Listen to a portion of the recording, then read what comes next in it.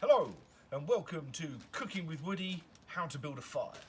So first off, what you need is some paper to get the kindling alight. You also need some larger bits of wood, which will be the base of your fire, but then you'll have different sizes of kindling to be able to start. So first off, put one log down like that. That way you have a base for it to start burning on. And this is where you want to start layering your smaller bits of wood. Nice and thin, nice and small.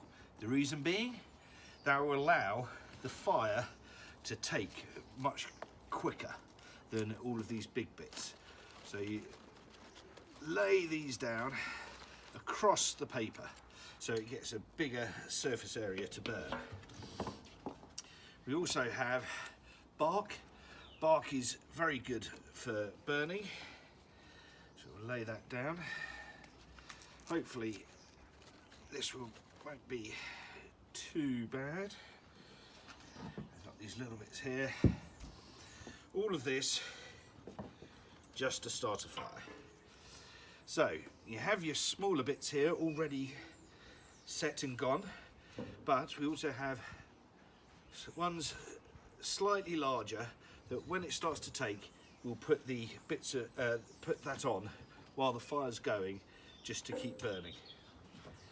You get your trusty blowtorch,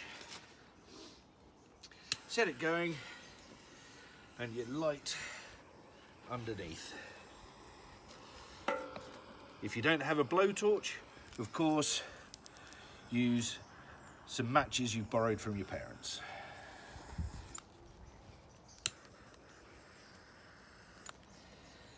As you can see, starting to burn.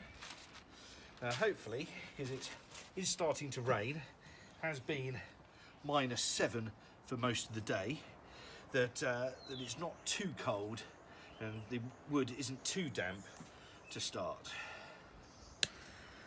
Let's get that bit of paper under there burning. Right, so while that's going,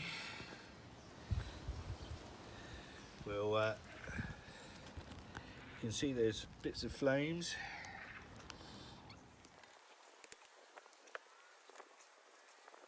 The wind is helping us here, keeping the flames alive, giving the fire oxygen.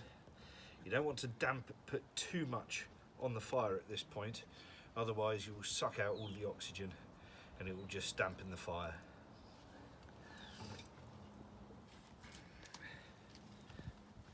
Obviously, while you're doing this, either wear gloves that are fireproof, or keep your fingers well away from the fires, or you'll burn yourself. And as you can see, all of the smaller bits of wood that were on top of the paper are lit, and they're now feeding the larger bits of wood. Those are starting to burn now. And because it's so windy, you don't need to blow in to the centre of the fire to keep it going. Now obviously at the moment, I think you may be able to start seeing it's starting to rain, so it's going to be a little bit difficult for this fire to take, but we are getting there, and once it gets to a certain heat, no matter whether it's raining or not, as we know on winter camp, once we've got it lit, we can keep it lit from then on, even with torrential downpours.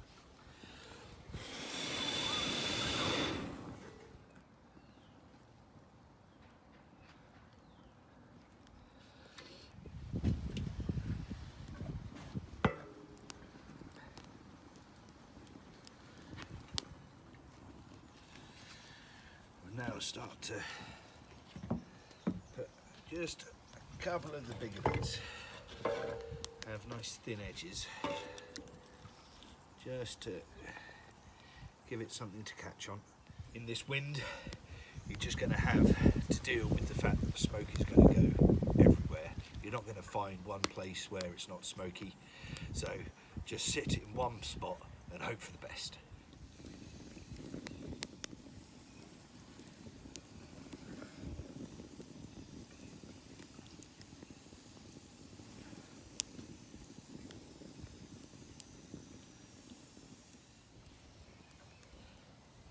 And there, we have a fire going. The larger bits of wood are catching now. All we have to do is just let it carry on to burn, and you'll have a fire ready to cook on in about an hour's time.